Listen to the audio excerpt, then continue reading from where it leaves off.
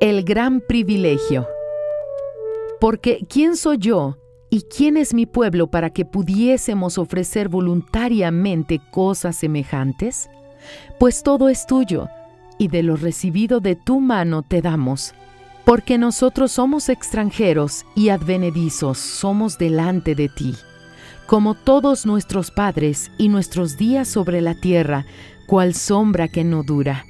Oh Señor, Dios nuestro, toda esta abundancia que hemos preparado para edificar casa a tu santo nombre, de tu mano es, y todo es tuyo.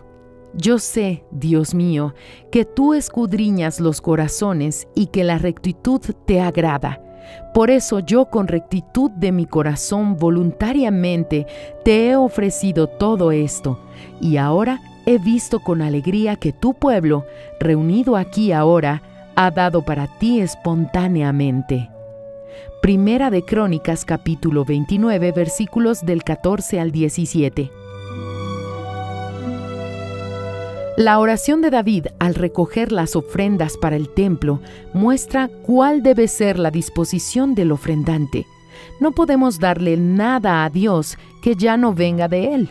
De Él viene nuestro tiempo, de Él viene nuestra fuerza, de Él viene nuestro trabajo, de Él viene nuestro dinero, de Él viene nuestra familia, viene de Él nuestra vida.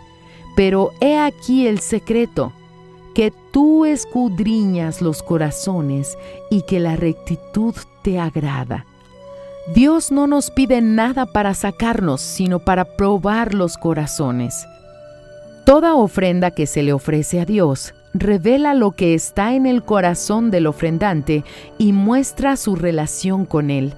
Por medio de la ofrenda a Dios, la persona transmite amor, dedicación y consideración. Por medio de la ofrenda a Dios, es capaz de probar la sinceridad de su corazón. Es un privilegio que pocos entienden. Pocos saben el significado de dar y recibir de Dios. La Biblia está repleta de ejemplos, tanto de personas simples como de personas ricas que experimentaron la alegría de poder ofrecerle algo a Dios, comenzando por su propia vida. Aproveche este privilegio. El pan nuestro para 365 días del obispo Edir Macedo.